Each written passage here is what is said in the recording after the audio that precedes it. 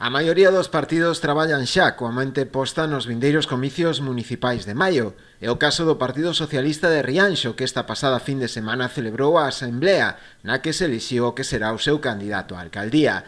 Tras a renuncia de Mari Carme Figueira, actual tenente de alcalde, a volver a encabezar a lista dos socialistas, a militancia decidiu escoller a Óscar Rial. Licenciado en INEF e director da piscina municipal, Rial dá o salto á escena política, a que ata o de agora era alleo.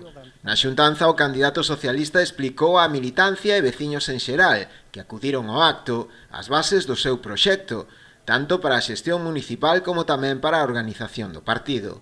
A súa intención pasa por reorganizar a formación a nivel local, dándolle maior visibilidade na vida pública, para tratar de dar unha resposta efectiva ás principais demandas da veciñanza. Rial e o seu equipo mostráronse tamén ilusionados ante esta nova etapa, na que agardan poder recuperar a alcaldía de Rianxo.